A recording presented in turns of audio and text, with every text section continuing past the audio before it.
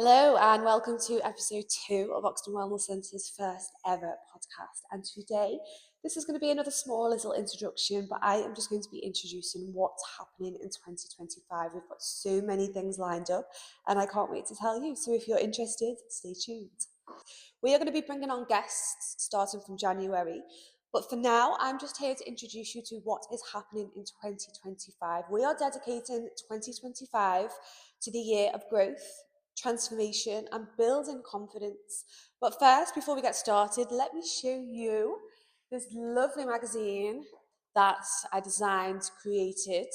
This is for our clients to read and learn a little bit more about our offerings, our team, a little bit more about their stories. Like I said in the last podcast, I'm a big believer of opening up and sharing your journey to encourage others. It's maybe what they need to hear at the right time. The feedback has been great on these magazines, and I designed and created them because design work helps me to switch off. And I'm a big believer, I'm a big advocate for taking time out for yourself and switching off. And this was my time out. I enjoyed designing it, I enjoyed creating it, I enjoyed learning more about the team myself. And it's just gave me lots of inspiration and ideas for 2025. So let me know your thoughts on these. So what is happening in 2025? Let's get straight to it. We are kicking off the year with a half-day reset and recharge retreat. So we are doing this the first weekend of January, and we've already sold a number of spaces for the Saturday, and we are also duplicating the receipt for the retreat for the Sunday as well. So on this retreat, it is going to be me and Jess, your facilitators. Jess is a mindset coach and she's also a full-time teacher. She is very passionate about what she does, and I'm excited to partner and work with Jess on this project. So we will be starting off the day. We will welcome you in and we will be having some light refreshments. We will be going through a bit of an itinerary of the day and just taking a moment to just let you settle in. So we will be starting off with some guided breathwork and some gentle yoga. Christmas is such a busy period and we need to give ourselves that time before we go into the new year. So I think it's a perfect time because it's that first weekend of January. People still tend to have the first few days of January off, and this weekend is going to be a weekend dedicated to resetting, recharging, and coming up with some intentions and goals for the year ahead. So we'll be going through some guided breath work, and this is going to help us to reset our nervous system. Maybe some of us will be in our fight and flight with the hectic chaos that Christmas brings, and we're going to be using this time to just reset, connect with ourselves, use this time to really process the Christmas period, and then we'll be moving into some gentle yoga as well. This gentle yoga is just going to be a lovely slow flow where we're going to connect with the body. We're going to start to notice our thoughts, start to notice how our body's feeling, and we're going to just focus on the full front line of the body. We will then be going on a 5K walk, and this is just gets our steps in. This is to get out into the fresh air, to get our steps with, to have some conversations with some like-minded people. You never know where those conversations take you, and that's what we're trying to encourage on this retreat, is really building connections, really taking the time for yourself and resetting and recharging. After that, we will be coming back to the studio and Jess will be hosting a Design Your Dream Life workshop. So Jess is a life coach, and this workshop is going to be about what you want to achieve in 2025. Some of us sometimes don't set any goals. We don't know what we're working towards. So these are just going to be nice, simple goals that we would like to achieve, almost like a bucket list for 2025. Then we'll be finishing with a little bit of a woman's circle and some guided meditation. And it's going to be a really great day. It's the perfect time to reset and recharge for the year ahead.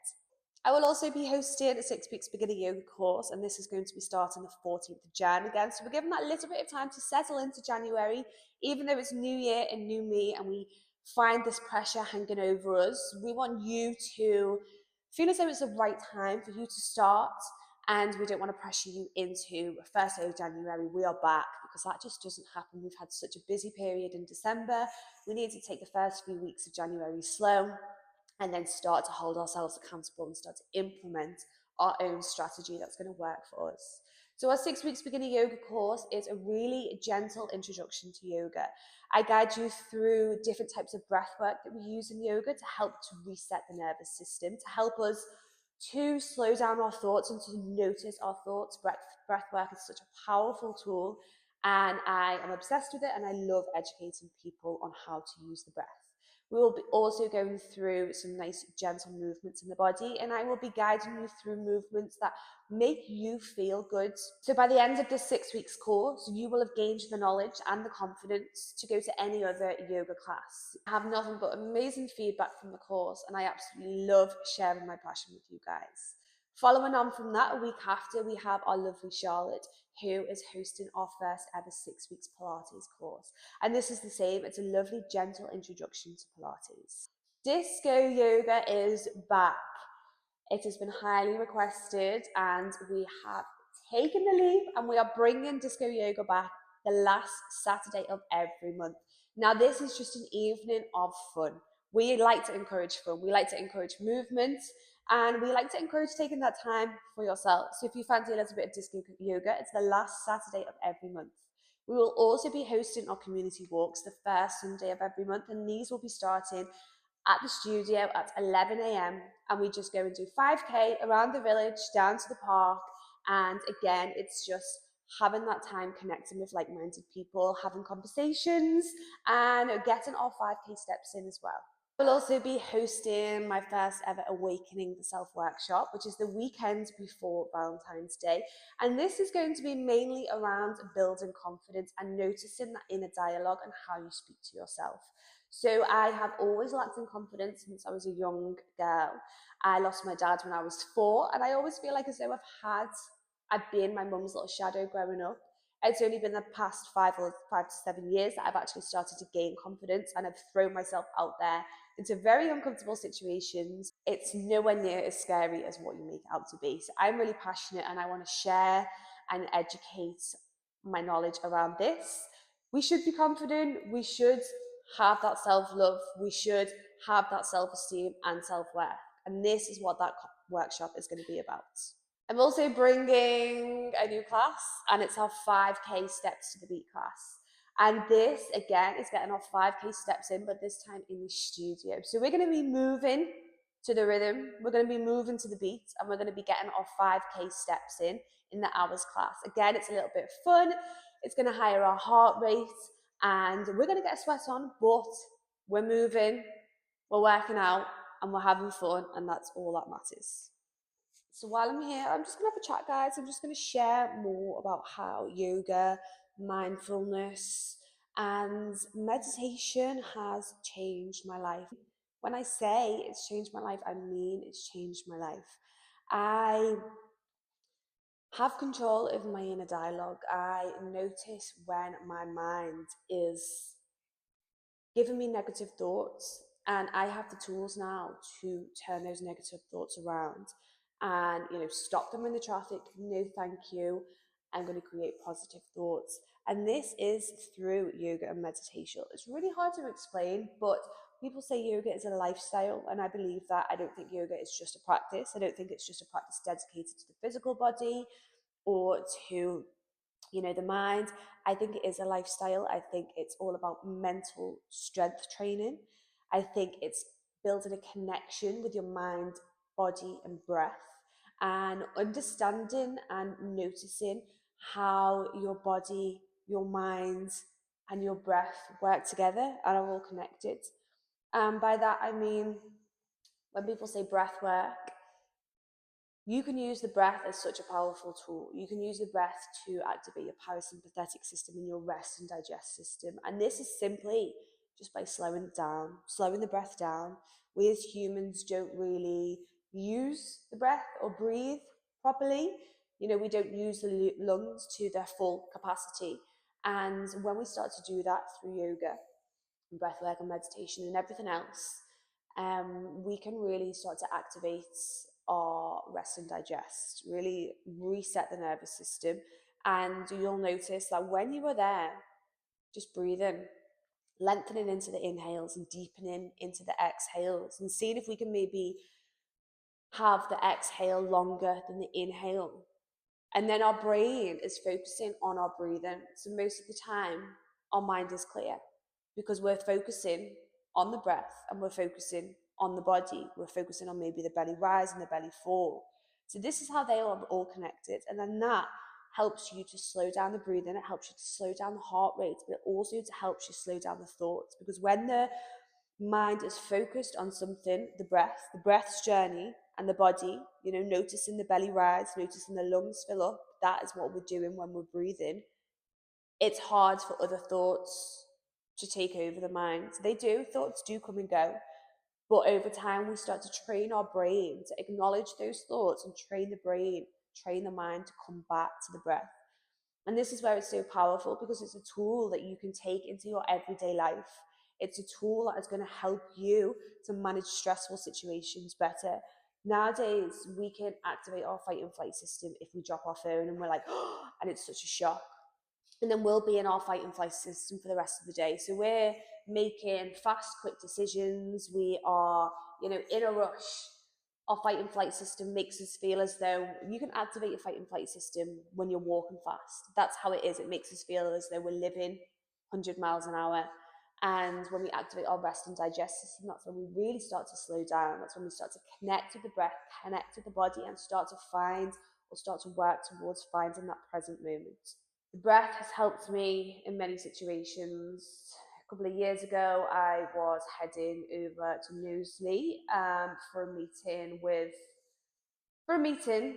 and I was pretty nervous. I haven't really done any big meetings like this before, and the whole way on the drive, I was just doing breath work in the car, because I knew the breath controls my mind and it helps to clear those negative thoughts.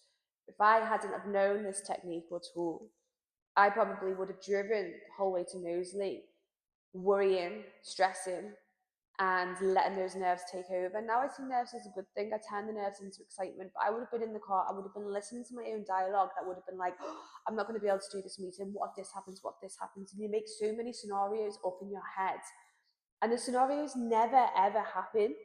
And it's just recognizing that inner dialogue and recognizing you are doing this. We all do it. But using the breath, when I was driving over there, I was in the car, I was just breathing, I was lengthening the breath, I was doing a little bit of box breathing, and it was really helping me to not visit those negative thoughts that I would have usually. Another example is Cheshire Fashion Week. So I've signed up to do Cheshire Fashion Week for the past 5 years, and it's over in Chester. It's been at the cathedral, it's been at Mercedes car garage, it's been at a few different locations, and it's a catwalk in front of hundreds and hundreds of people. So you go, you get your hair and makeup done, and you walk down a catwalk. And I did this because I knew that it scared the shit out of me, and I knew if I could catwalk in front of hundreds of people, I could put myself in many other uncomfortable situations and have the confidence to do it. And I've done it for about 5 or 6 years now, because I ended up enjoying it so much. And again, when I was waiting in the queue, waiting to go on, I noticed those negative thoughts. Oh, what if I fall? What if I can't do it? What if, my dress rips, or whatever they were? And as soon as I started to notice them, I used the breath to help clear them. No one even knew I was using the breath, and I was just breathing deeply, and I was just breathing out deeply.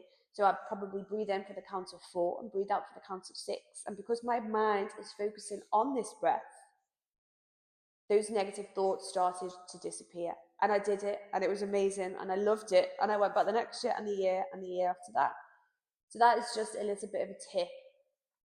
This is probably what I would call mental strength training. It's building resilience, it's training your mind, it's noticing the inner dialogue, it's changing the inner dialogue, it's getting rid of that inner dialogue using the breath. And it's like anything, these things take time. You have to be consistent with the practice, whether that's 2 minutes of meditation before you go to bed, whether that's an hour yoga class. It is. You have to be consistent with it to train your mind to do it. So this was another short and sweet episode. I hope you enjoyed it. Don't forget to subscribe to our channel, and we are going to be bringing a lot of new things to Oxton Wellness Centre in 2025, and I'm so excited for it. So this is going to be a little channel where you can stay up to date, you can meet and get to know our team a little bit more, and like I said previously, we're going to be bringing our first guest on here in 2025. Thank you for listening, and see you next time.